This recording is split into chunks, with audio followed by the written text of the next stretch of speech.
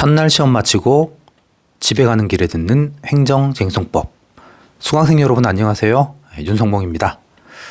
오늘 시험 보시느라 정말 고생 많이 하셨습니다. 시험 망쳤다고 생각했는데 점수 잘 나오는 경우들이 많아요. 그리고 시험이 쉬웠다고 떠들어대는 사람들은 다 떨어질 사람들이니까 신경 쓰지 마세요.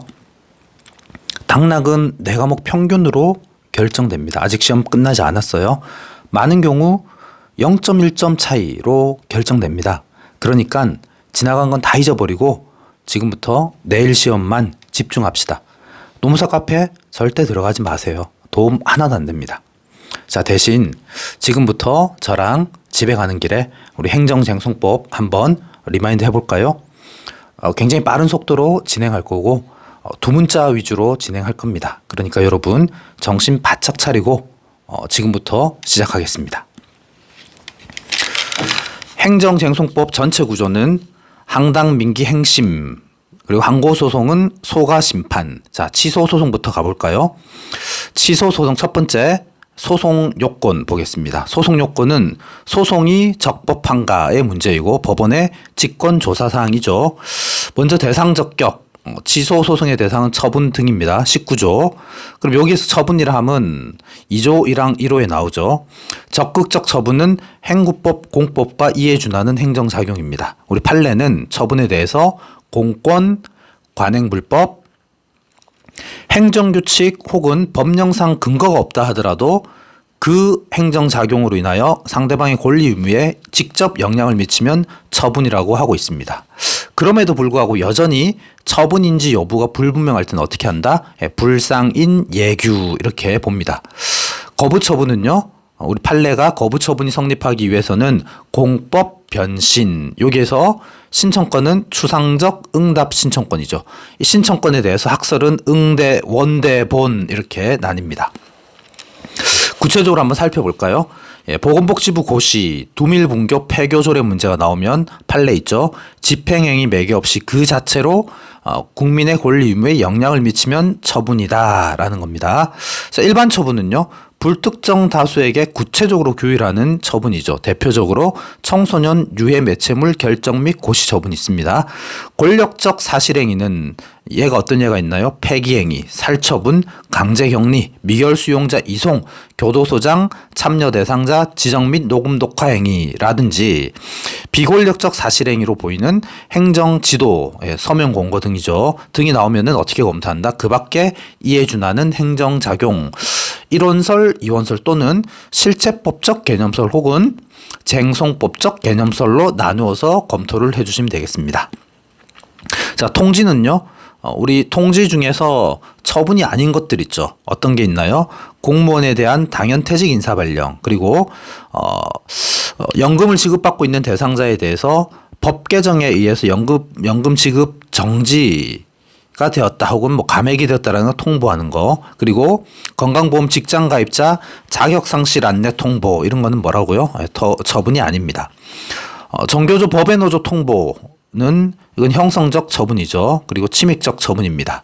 그리고 계고, 영장 통지, 납부 독촉과 같은 준법률행위적 행정행위도 당연히 처분에 해당합니다. 거부 처분은요. 재임용 거부, 유일한 면접 대상자에 대한 신규 채용 거부, 그리고 검사 임용 거부에 대해서는 신청권이 인정되고 거부 처분을 인정하였습니다. 자, 임용 재청 제외나 임용 제외는 불이익 처분으로서 역시 처분을 인정했죠. 이거는 거부 처분은 아닙니다. 자, 무엇보다 중요한 것은 새로운 신청에 대한 새로운 거부가 있으면 이 새로운 거부는 뭐라고요? 독립된 처분으로서 항고소송의 대상이 되는 처분입니다. 여기에서 새로운 신청이 제목이 이의신청이라고 해도 그것이 새로운 신청, 새로운 거부로 볼 수 있으면 그 이의신청에 대한 기각결정도 새로운 거부 처분에 해당한다라는 게 우리 판례 입장입니다. 그러면 이때 새로운 신청, 새로운 거부 어떻게 하느냐? 주로 자료를 새롭게 제출하고 소명을 했다. 그리고 무슨 위원회에서 심의위원회에서 다시 심의했다 이런 게 나오면 새로운 신청, 새로운 거부로 볼 수 있습니다. 가행정행위도 봤죠. 공정위 사안에서 과징금 부과 후에 자진신고나 협조를 하였다는 이유로 감액처분을 해주는 경우, 이 경우에 감액처분, 후행처분은 뭐라고요? 이게 후최종 그죠? 예, 종국적 처분이고 선잠수, 선행 처분은 뭐 잠정적 처분으로서 흡수 소멸된다. 만약에 소송 계속 중에 후행 처분을 하면 이 경우에 선행 처분은 소멸하기 때문에 취소를 구할 소의 이익이 없습니다. 그러면 원고는 소의 22조에 따른 소변경 신청을 해주면 되겠죠. 또는 후행 처분 취소 청구를 추가해 줄 수도 있겠습니다. 이때 청구 취지를 추가하는 경우에 제소 기간 후행 처분 취소에 대한 취소 청구의 제소 기간은 선행 처분 취소를 구하는 소가 제기된 때를 기준으로 한다, 이런 판례가 있었습니다. 자, 그다음 변경 처분은요, 영업시간 변경이라든지 도선사 정원 변경 같은 경우에 우리는 대시루 1분 병이라고 해서 1분 종 혹은 1분 병이라고 해서 종전 처분이 여전히 소의 대상이 된다라는 판례 있었죠. 자, 이때 당연히 종전 처분은 소멸하지 않고 남아있기 때문에 취소를 구할 소의 이익이 있습니다. 변경 처분 자체는 원고에게 유리한 경우에는, 즉 도순사 정원 감축 같은 경우에는 소의 이익이 없을 것이고, 불리한 경우 어떤 거, 영업시간을 일부 추가하는 경우, 이런 경우에는 당연히 취소를 구할 소의 이익이 있겠죠. 자, 그리고 감액 처분은요, 감액 처분은 우리 판례는 어떻게 보고 있죠? 네, 일부 취소된 원처분, 감액된 원처분, 증액 처분은요, 후행 처분이 소의 대상이다, 이렇게 보고 있습니다. 적극적 변경 처분 있죠. 영업정지 3개월을 2개월에 가름하는 과징금 부과 처분으로 변경한 경우, 이때는 변경 명령 제기에 따른 변경 처분의 판례 있죠. 이때 뭐 변경된 원처분과 동일한 논리로 풀어주시면 되겠습니다. 부관의 경우에는요, 독립쟁송 대상, 독립쟁송 가능성, 이거는 뭐예요? 대상 적용 문제입니다. 소송 요건 문제. 이때는 우리 학설 판례 부모 분리, 그리고 우리 판례는 부담만. 자, 그리고 독립 취소 가능성, 이건 본안의 문제죠. 이때 우리 학설 판례는 기본 위법, 그리고 우리 판례는 역시 부담만. 신고의 경우에는요, 자기완결적 신고와 그리고 수리를 요한 신고, 행정요건적 신고로 구분이 되겠죠. 자기완결적 신고는 그 신고는 반려도 당연히 처분이 아닙니다. 하지만 건축신고 반려의 경우에 우리 판례가 처분성을 인정한 거 있죠. 불장조. 자, 수리를 요하는 신고는 수리를 요하니까 이때 수리와 수리 거부는 당연히 처분에 해당하고, 대표적인 게 노동조합 설립신고 수리, 반려, 이런 게 있습니다. 그 외에 최근에 나온 중요한 판례들을 좀 살펴보면요, 산재 사업 종류 변경 결정 있죠. 예, 이거는 변경 결정과 혹은 그 거부는 모두 처분에 해당한다. 변경 결정의 처분성을 인정할 때 우리 판례가 근거로 내세운 게 뭐였죠? 그때 판시상 법적 근거가 없다 하더라도 처분에 해당할 수 있다. 법 집행 과정에서 이루어지는 거면 처분에 해당할 수 있다라는 거고요. 그리고 여전히 처분인지 불분명할 때는 불상인 예규, 그리고 플러스 분쟁을 조기에 근본적으로 해결하기 위해서 이제 필요하다. 처분성 인정하는 것이 필요하다. 이렇게 해서 사업 종류 변경 결정의 처분성을 인정했고요. 그러면 그 사업 종류 변경 결정 신청에 대한 거부도 당연히 처분성을 인정해 주면 되겠죠. 공법 변신으로 하되, 이때 처분성의 여부에 대해서는 사업 종류 변경 결정의 처분성을 가지고 오면 되겠습니다. 자, 명당 공표, 인적사항 공개. 이거는 이런 문제가 나오면 여러분들 고민하지 말고 그냥 실체법적 개념설과 쟁소법적 개념설을 소개해주고요. 우리 판례를 소개해주면 됩니다. 판례는요, 공개 결정이 처분이고 공개는 집행행위라고 함으로써 전체적으로 인적사항 공개의 처분성을 인정했습니다. 자, 그리고 또 중요한 판례 나오네요. 입찰 참가 자격 제한 처분. 이거는 뭐라고요? 의사표시 해석의 문제입니다. 만약에 공법상 계약만 있고 이 계약에 따라서 제한을 했다고 하면 그건 공법상 계약에 따른 권리 행사가 될 것이고, 법령에만 근거가 있고 이 법령에 따라서 제한을 했다고 하면 이건 처분이 되겠죠. 만약에 계약의 근거도 있고 법령에도 근거가 있다면 이때 이제 말 그대로 의사표시 해석의 문제가 될 텐데요. 이때 어떻게 한다? 불상인 예규로 풀어주시면 됩니다. 자, 행정규칙에 의한 불문 경고 조치 혹은 행정규칙에 의한 검사에 대한 경고 조치는 모두 처분에 해당한다. 즉 권리 의무에 직접 영향을 미치면 처분이다라는 거죠. 자, 그 다음에 앞에서 잠깐 언급했는데 다시 한번 반복을 해봅시다. 1차 거부 처분 후에 다시 신청하는 경우에 신청의 제목이 이의신청이라고 해도 그 내용이 새로운 신청을 하는 취지라면 그 거부는 새로운 거부다라는 거죠. 이게 어떤 사례가 있었나요? 질병관리청장이 피해보상 기각결정 후에 이의신청에 대해서 다시 기각결정한 사안, 그리고 한국토지주택공사가 이주 대책 대상자 제외 결정, 이것도 거부 처분이죠. 제외 결정을 한 다음에, 신청에 대해서 제외 결정을 한 다음에 이 신청에 대해서 기각 결정한 사안, 이때도 이 기각 결정을 새로운 거부 처분이다라고 판시했습니다. 자, 만약에 이 경우에라도 여전히 그 2차 결정, 기각 결정이 처분인지 불분명하면 이때 역시 불상인 예규를 통해서 확정을 해주면 되겠죠. 자, 이런 문제들이 나오면 제가 먼저 이게 이 신청에 대한 기각 결정, 행정심판에 대한 재결이 아니다라는 것을 짧게 소개해 준 다음에 이거는 처분에 해당한다라고 논증을 해주면 되겠습니다. 자, 법무부 장관의 입국 금지 결정은 내부 전산망이 한 거기 때문에 이거는 처분이 성립하지 않았다라고 봤죠. 자, 다음으로 재결에 대해서 살펴볼까요? 재결은 우리는 원처분주의 재결주의로 나뉘는데요. 원처분주의 개념이 뭔가요? 원처분과 재결 모두 소재기가 가능하지만 원처분의 위법은 원처분 취소 소송에만 주장하고 재결 취소 소송에서는 재결의 고유한 위법을 주장해야 된다라는 겁니다. 만약에 19조 단서를 우리 행정소송법은 19조에서 원처분주의를 채택을 하고 있고 예외적으로 개별법에서 재결주의를 채택하고 있는데요.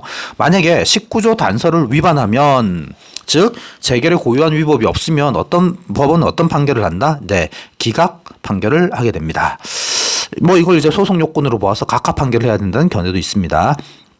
그럼 여기에서 재결의 고유한 위법은 무엇인가? 재결의 고유한 주체, 절차, 형식, 내용의 위법입니다. 여기에서 내용의 위법은 위원회의 판단이 위법한 경우를 말하는 거예요. 자, 그러면 각하 재결 취소 소송 제기를 한다. 이러면은 내가 적법에서 소송 요건을 갖추어서 적법했음에도 불구하고 각하에서 위법하다라고 주장을 하는 거죠. 그래서 각하 재결은 고유한 위법을 주장하는 경우에 해당하고요.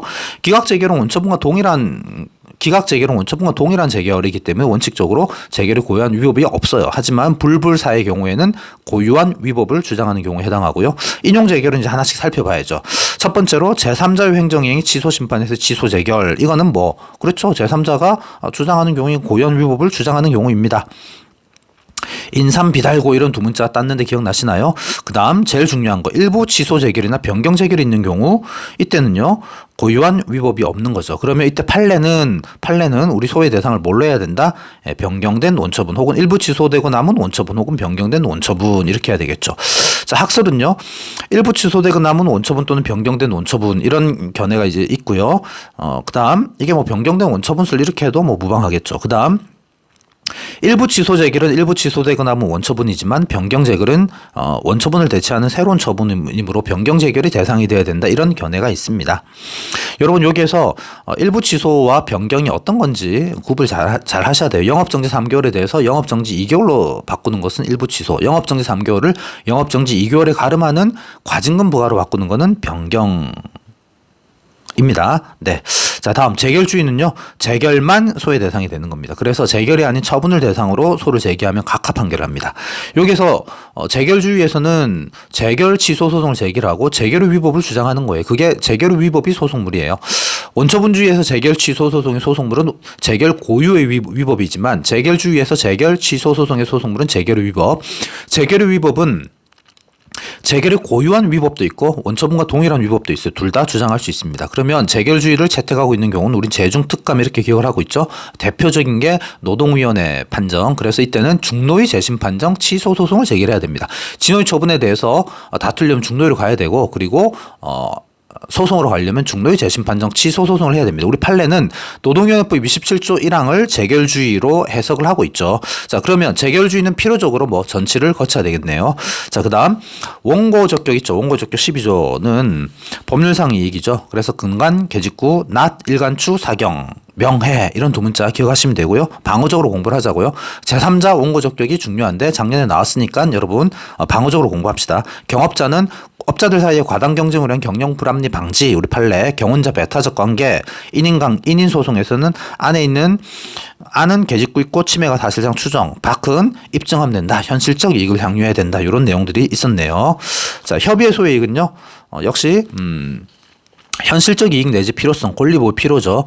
소원해용인 경우에는 없어요. 하지만 그럼에도 불구하고 현실적 이익이 있으면은 협의의 소익이 있다라고 하죠. 12조 2무는 처분의 효력이 소멸한 경우에 소의 이익이죠. 이건 일반적 규정은 아니지만 여튼 협의의 소익에 관한 규정이고요. 여기서 법률상 이익은 원고 적격과 동일하게 봐요. 우리 판례는 최근에 위해 승소 등 변화가 있습니다. 임시처분, 선임처분, 임시이사 선임처분 취소 소송에서 우리 판례가 위해 승소라고 했고요. 직위해제 처분 후에 동일한 사유로 징계 처분한 경우에 직위해제는 장래를 향해서 소멸합니다. 그래서 직위해제에 따른 불이익이 있으면은 뭐 대표적으로 승진 승급 제한이라든지 감봉, 그러면 그때는 소외이익이 있다라는 거죠. 그리고 경원자 관계에서 거부처분 취소 소송 당연히 소이익이 있습니다. 하지만 거부처분 취소 심판을 제기해서 취소 제기를 내려진 경우에 제3자가 재결을 취소 소송을 제기하면 소이익이 없다라는 거, 이게 바로 다시 후후후 판례입니다. 자, 다음 피고 적격 13조죠. 피고 적격에서 중요한 건 내부 위임이나 대리, 이때는 기본적으로 위임청이나 피대리 행정청이 피고 적격을 갖습니다. 하지만 본인 명의로 처분을 하게 되면 수임청과 대리 행정청이 피고 적격을 갖습니다. 하지만 수임청이나 대리 행정청이 위법하게 자신의 명의로 처분하면 무효가 되겠죠. 자, 그러면 중노위 재심 판정 취소 소송의 피고는 중노위 위원장이잖아요. 그럼에도 불구하고 중앙노동위원회로 피고를 지정했을 때, 이건 피고를 잘못 지정한 경우 이때 원고는 어떻게 해야 된다? 피고 경정 신청을 해야 돼요. 어떻게? 사실심 계속 중에 피고 경정 신청을 해야 됩니다. 그러면 이때 피고 경정 신청에 대해서 법원이 결정을 하면 어떤 효과가 있다? 처음에 소를 제기한 것으로 보고 구소는 취하된 것으로 봅니다. 자, 그 다음에 제소기간 20조죠. 심판 거치지 않은 경우와 심판 거친 경우로 나눠서 살펴보고요. 심판 거치지 않은 경우에는 안날 90일, 있을날 1년이에요. 안날은 현실적으로 안날이고, 이거는 상사 알상추, 그죠? 사회통념상 알 수 있는 상태에 놓이면은 알았던 것으로 추정한다라는 거죠. 고시 또는 공고에 의한 처분은요. 이게 주로 고시 또는 공고에 의한 처분은 불특정 다수에 대한 처분이죠. 이때는 효력 발생일을 안 것으로 의제를 합니다. 효력 발생일이 나오지 않으면은 고시 또는 공고 후 5일 후입니다. 특정인에 대한 고시 공고 처분은요. 이 특정인에 대한 고시 공고는 송달이되지 않아서 고시 또는 공고를 해서 14일 후에 효력이 발생하는 경우인데, 이때는 안 것으로 의제를 하지는 않습니다. 자, 심판 거친 경우는요. 이건 재결소 정본 송달일로부터 90일이죠. 이때 심판이라면 일반 행정심판, 특별행정심판 모두 포함하고요.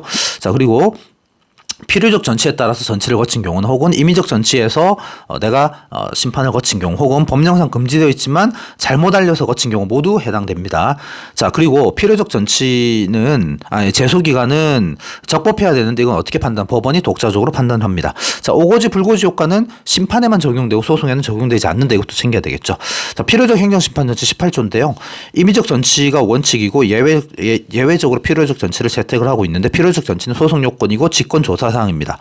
자, 필요적 전치를 채택하고 있는 건 뭐죠? 필공 국도 혹은 필공 세도. 자, 공무원 징계에 대한 소청 심사 절차, 이거는 필요적 전치라는 거, 이거 기억해 두시고요. 필요적 전치 완화 두 가지 있었죠. 첫 번째, 재결을 거치지 않고, 즉 심판을 제기했으나 재결을 거치지 않는 경우, 이거는 18조 2항이고, 그리고 심판도 제기하지 않고 바로 소제기할 수 있는 경우 18조 3항인데, 여기서 1호가 동종 사건에 관하여 이미 행정심판 기각 결정이 있는 경우입니다. 대표적으로 같이 도박을 하다가 징계를 당한 경우, 혹은 킥보드 사건 기억나시죠? 네, 그런 경우입니다. 자, 다음 관할은요, 구조입니다. 행정 사건에 대해서는 전속 관할이 적용됩니다. 그래서 전속 관할이 적용되기 때문에 서울에서 소제기하는 경우 서울 행정법원, 지방에서 소제기하는 경우는 지방법원 본원에만 제기해야 됩니다. 토지 관할은요, 피고 소재지죠, 구조 1항. 그리고 구조 2항에 보면은 피고 소재지는 다 되고, 그리고 플러스 구조 2항에 해당되는 경우는 구조 2항도 토지 관할을 갖는데, 중앙행정기관이나 합의제 행정기관의 장, 공공단체가 피고인 경우에는 대법원 소재지도 가능합니다. 그래서 피고가 중노위 위원장이거나 그리고 중앙행정기관인 보건복지부 장관, 고용노동부 장관 또는 근로복지공단이 피고가 될 때 서울 행정법원에도 소를 제기할 수 있습니다. 자, 다음 이제 우리 소송 요건은 다 끝냈고요. 소제기와 관련한 쟁점 잠깐만 살펴볼게요. 첫 번째, 관련 청구 소송의 병합 아시죠? 10조. 자, 관련 청구 소송의 범위는 10조 1항에 나옵니다. 대표적인 게 뭐라고요? 취소 플러스 국가배상 청구 소송, 취소 플러스 부당이득 반환 청구 소송. 자, 관련 청구 소송 병합의 요건은요, 주된 청구 소송인 취소 소송 등의 병합을 해야 된다. 이 말은 행정법원에 제기해야 된다는 말이겠죠. 자, 그리고 10조 1항에 관련 청구 소송이어야 하고, 각 청구 소송이 적법해야 되고 주된 청구 소송인 관련 청구 소송이 사실심 계속 중해야 되는 후발적 병합인 경우 그렇죠. 형태는 객관적, 주관적, 원시적, 후발적 다 되고요. 심리 판결에서 이제 판결에서 한번 살펴보면 취소 플러스 부당이득 반환 청구 소송 제기한 경우에 이때 부당이득 반환 청구에 대해서 인용하기 위해서는 당해 소송 절차에서 취소 판결 내리지면 된다. 취소 판결이 확정될 필요는 없다라는 것도 챙겨주시고요. 자, 그다음 소송 참가 16조. 이건 29조 1항에서 나와야 되겠죠. 제3자효. 자, 요건은요. 소송 계속 중에 소송의 결과에 따라 권리 또는 이익의 침해를 받을 자. 이 이익의 침해를 받을 자는 형성력에 의해서 직접 침해를 받거나 혹은 기속력에 따른 재처분에 따라서 침해를 받는 경우 다 포함한다. 그리고 이 또 권리 또는 이익은 법률상 이익을 말한다. 그리고 침해 받을이기 때문에 뭐 개연성만 있으면 된다. 제3자여야 됩니다. 행정청은 안 된다. 자, 소송 참가인의 지위는 공동 소송적 보조 참가인의 지위를 갖습니다. 그래서 독립해서 상소도 가능하다. 이 정도 챙겨주십시다. 자, 소변경은요, 크게 행정소송법상 소변경으로 소의 종류의 변경, 그리고 처분 변경을 위한 소변경이 있고요. 그리고 민사소송법 준용에 의한 소변경이 있습니다. 먼저 21조 소의 종류의 변경은 피고 변경을 수반할 수 있는 경우라서 행정소송법에서 특별히 인정한 경우죠.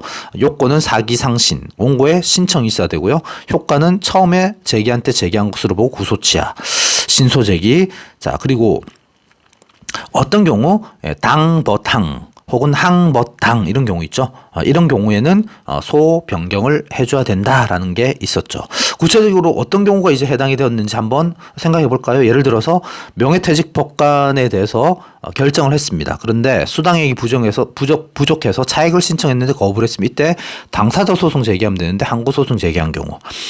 그리고 퇴직연금 지급 대상자가 결정되고 구체적인 액수도 결정되어서 지급하고 있었는데 법령 개정에 의해서 감액해서 차액 신청했더니 거부했어. 이때도 당사자 소송을 제기해야 되는데 항고 소송을 제기한 경우.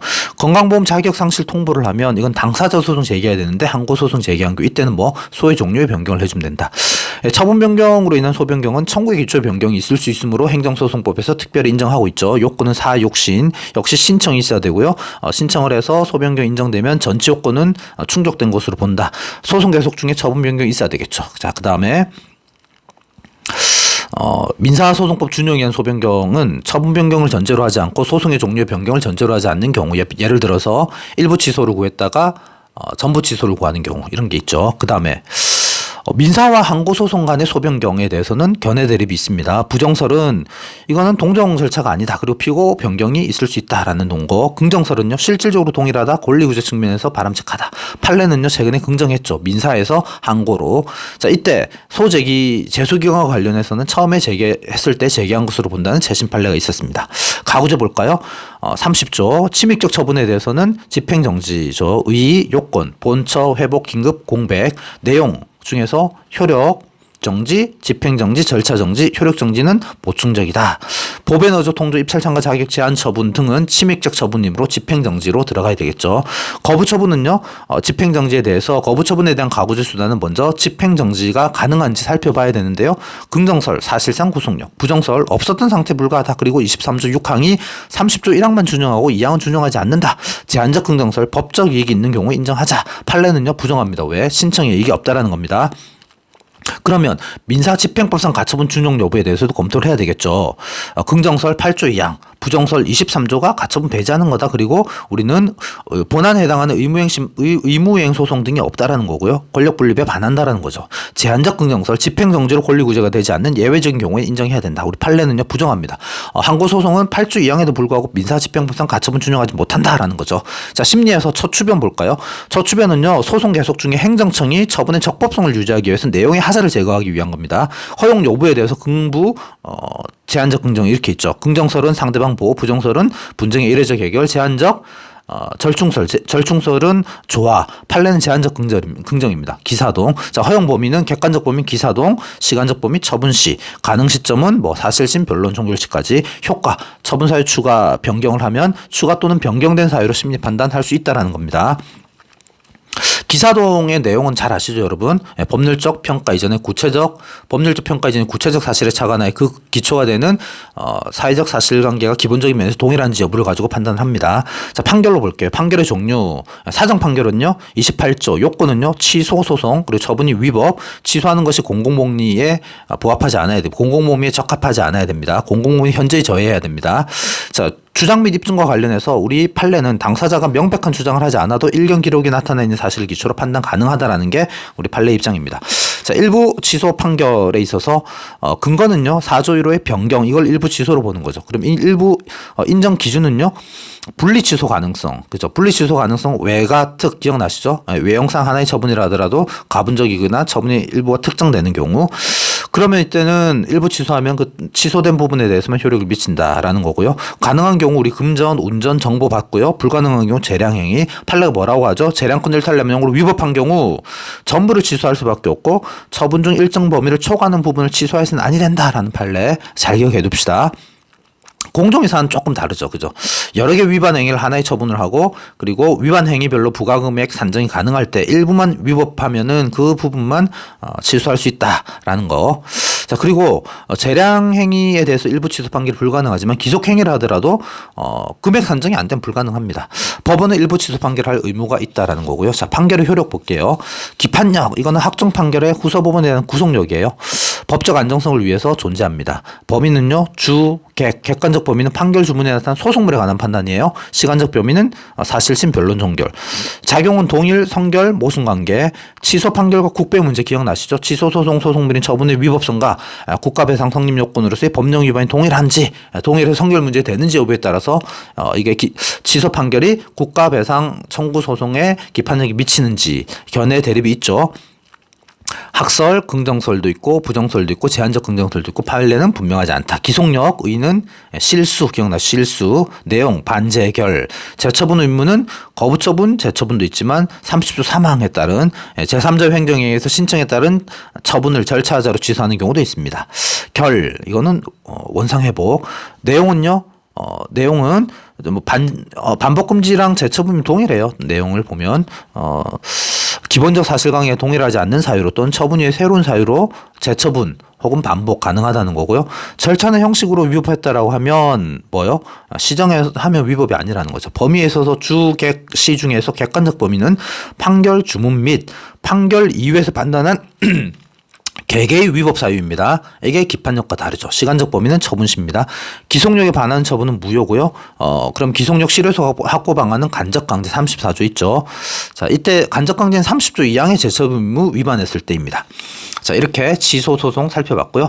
자, 그 다음에 취소 소송 외 항고 소송 잠깐 살펴볼까요?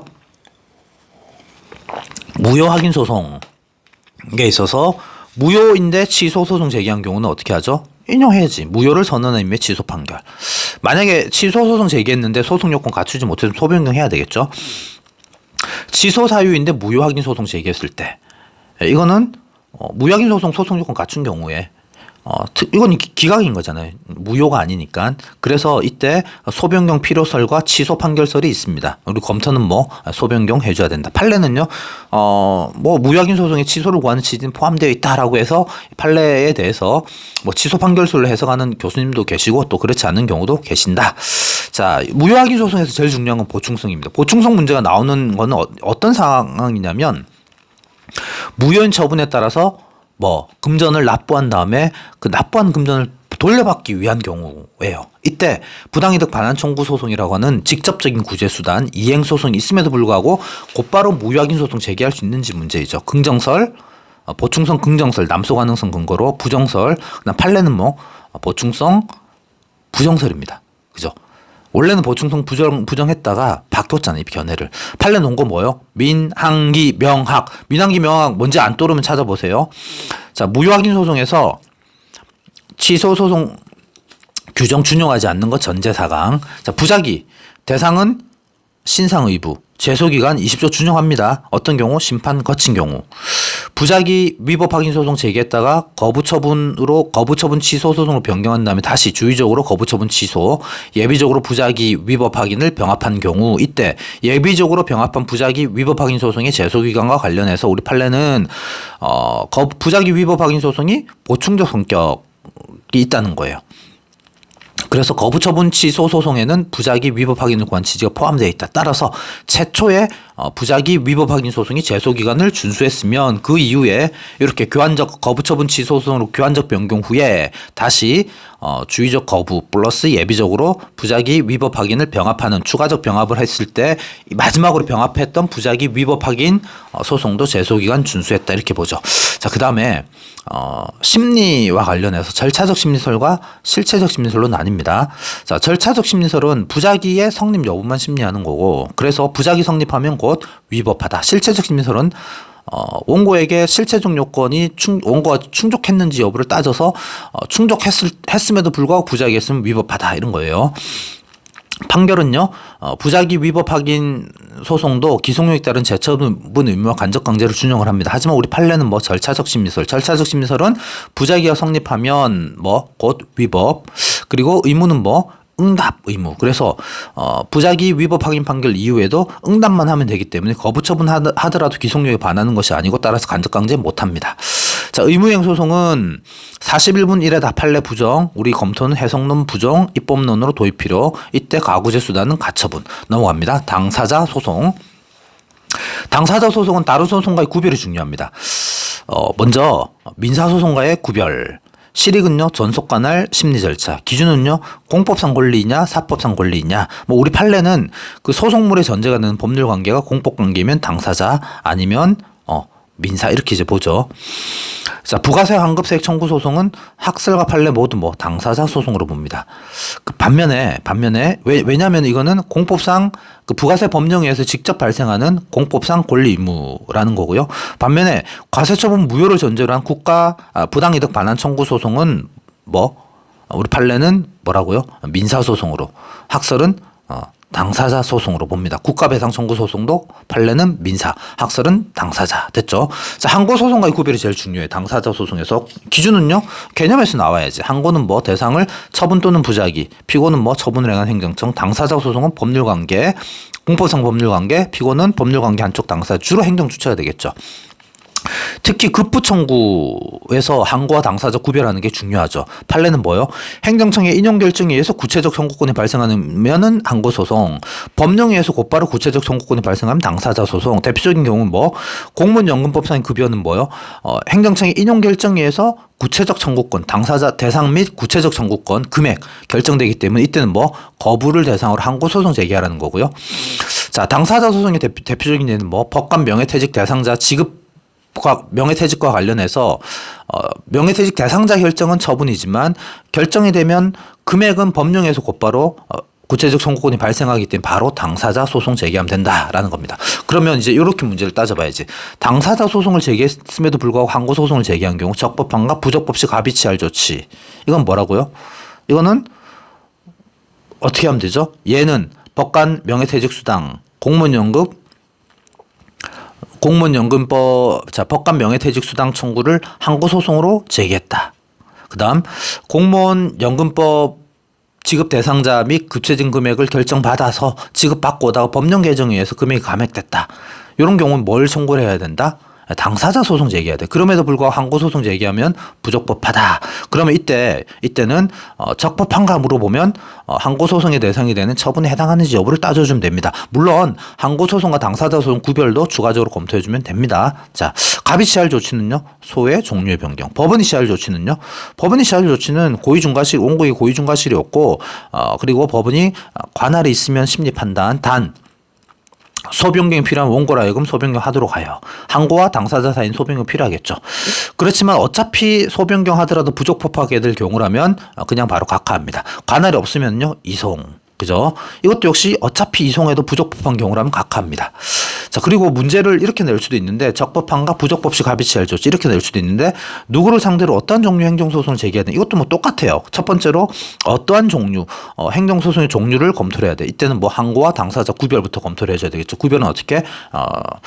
조문 나오고요. 그 다음에 앞에서 나왔던 급부청구와 관련된 판례의 구별 기준 그리고 피고도 역시 조문 나오고요. 그에 따라서 검토를 해주면 됩니다.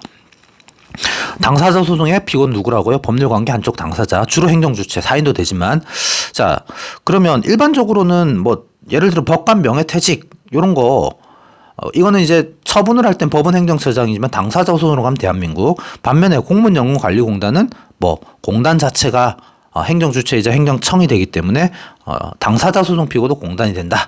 자 기타 그다음 성결 문제 볼까요? 공정력은 행정기본법 15조에 명시가 되어 있습니다. 자, 먼저 부당이득 반환 청구 소송인데요. 자, 어떤 처분에 기해서 돈을 납부하고 그 돈을 부당이득이라고 주장하면서 반환 청구 소송하는 경우 이때 부당이득 반환 청구권이 인정되려면 법률상 원인이 없어야 돼요. 법률상 원인이 없다라는 건 처분이 무효여야 되거든요. 그러면 민사법원에서 이건 민사로 봅니다. 민사법원에서 그 처분의 하자 여부를 심리를 해봤을 때 무효면 그냥 인정하면 돼. 왜? 이거는 공정력이 없잖아. 그죠? 그리고 11조에서도 뭐 할 수 있다고 했으니까. 반면에 취소 사유에 하자면은 효력 부인이 불가능하다. 왜? 공정력이 있으니까 효력을 인정해야 된다라는 거죠. 자, 그리고 어떤 처분은 영업정지 처분에 따라서 내가 국가 배상 청구 소송을 제기한 경우 이 민사법원은 이 위법성 여부를 심리 판단할 수 있느냐? 여기에 대해서 견해들이 빗습니다. 먼저 학설은 가능하다. 왜? 11조는 예시 규정이다. 그리고 공정력과 처분의 위법성, 적법성은 무관하다. 그리고 반대 개념도 있습니다. 반대되는 견해도 있습니다. 이 반대되는 견념은 11조가 열거 규정이다. 그리고 처분의 위법성, 적법성은 취소 소송에서의 어떤 본질적 판단 사항이다라는 거죠. 판례는 가능하다라는 겁니다. 자, 형사소송에서요. 무변호, 무허가 이거는 위에서 봤던 부당이득 반환 청구 소송과 동일하게 효력 부인 혹은 효력 부인의 문제입니다. 무효면 그냥 무효 확인하면 되고 그리고 취소 사유 하자가 있으면 효력 부인 안 된다라는 거고요. 조치명령 혹은 영업정지명령 위반죄 이거는 뭐요? 처분이 적법해야지 범죄가 성립해요. 그래서 이것도 위법성 확인 위에서 봤던 국가배상 청구 소송과 동일하게 여러분들이 검토해 주면 됩니다. 자, 만약에 취소 사유 하자가 있는 조세부가 처분에 따라서 납부한 돈 돌려받기 위한 소송 검토해라 이렇게 나오면요. 취소 소송 제기하면 돼요. 그러면 기소용에 따른 결과 제고 의무에 따라 돈 받을 수 있어. 하지만 만약에 부당이득 반환 청구 소송 제기하면은요. 인용 판결 못 받죠. 왜? 공정력이 있으니까. 그죠? 그래서 이때는 취소 소송 플러스 관련 청구 소송 병합으로서 부당이득 반환 청구 소송 제기하면 되겠죠. 무효인 조세부가 처분에 따라서 납부한 돈을 돌려받기 위한 소송으로 무효인 소송 제기할 수 있다. 왜? 보충성, 불필요, 그리고 기소용에 따른 결과 제거 의무에 따라서 받을 수 있다. 그리고 부당이득 반환 청구 소송 제기할 수 있다. 왜? 무효이므로 법률상 원인이 없으므로 인용 판결 받을 수 있다. 그리고 역시 무효 확인 소송 플러스 부당이득 반환 청구 소송 제기할 수 있다. 자, 그리고 행정심판 보겠습니다. 영업정지 처분을 받았는데 쟁송을 통해서 과징금 부과 처분을 받으려면요. 이때 취소 심판을 제기하면 변경이 적극적 변경을 의미하므로 가능합니다. 하지만 취소 소송을 제기한 변경은 소극적 변경, 일부 취소만 의미하므로 불가능합니다. 심판 제기 요건 나머지 다 아실 거고요. 서면 28조 그리고 피청구인이나 행정심판위원회 제기기 23조 나머지는 여러분 용어만 변경하면 되잖아요. 소송에서 청구인 적격 13조 이거는 입법상 과오 문제만 추가하면 됩니다. 행정심판위원 6조거든요. 이것도 여러분이 뭐 특별시장, 광역시장, 도지사, 중앙행심이 시도 관할 구역에 있는 시군구 자치구의 장은 시도지사 소속 행정심판위원회다. 이 정도 아시면 되겠죠. 심판 청구서를 접수한 피청구인은요 25조 다시 피청구인은 위원회에 송부하고 24조죠. 청구인에게 통지하고 직권 취소 등을 해야 되는 직권 취소 등이 25조입니다. 가구제는 임시처분 31조 개상 공보 기억나시나요? 예, 계속 중 그리고 임시의 지위를 정할 필요 그리고 공보 거부나 부작위가 대상이 되겠죠. 침익적 처분 집행정지로 가면 되니까. 자, 그 다음에 재결. 각하 기각 인용 재결이 있는데요. 인용 재결의 종류 볼까요? 취소 심판에는 취소, 변경, 명령 재결. 거부 처분 취소 심판에는 인용 재결은 뭐다? 취소 재결입니다. 그러면 거부나 부작위에 대한 의무형 심판을 제기했을 때 인용 재결은 처분 재결 또는 처분 명령 재결. 기소용에 따른 재처분이면 49조에 있죠. 거부 처분 취소 재결, 처분 명령 재결. 제3조 행정행위 절차하자 취소 재결. 자, 기속력에 따른 기속력의 실효성확보 방안으로 크게 두 가지. 직접 처분과 간접 강제. 직접 처분은 뭐만 된다? 처분 명령 제결에도 불구하고 처분을 하지 않은 경우. 단 처분의 성질이나 그 밖에 불가피한 사유로 직접 처분 못하는 경우는 제외된다. 간접 강제는 재처분 의무가 있는 경우에 모두 다 해당이 된다. 자, 재결에 나왔을 때 불복 방법. 먼저 재심판 청구는 금지돼요. 51조에 따라서. 그래서 심판 재결 나온 다음에 다시 심판 청구는 못한다. 그럼 청구인이나 제3자는 항고 소송 제기하면 되겠죠. 이때 원처분주의 재결주의 문제로 다시 돌아가겠죠. 행정청은요, 항고소송 불가능하다. 왜? 기속력에 따라서 의무를 부담하는 자이므로. 여기서 제한적으로 허용하자는 자치사무회 안에서 제한적으로 허용하자는 견해도 있습니다. 고지 58조. 고지는 비권력적 사실행위입니다. 처분의 하자를 수반하지 않아요. 제출 기관 불고지 또는 오고지. 그러니까 심판 청구 절차 불고지 하면은 제출 기관 불고지가 포함되는 거죠. 그래서 권한 없는 기관은 피청구인에게 보내요.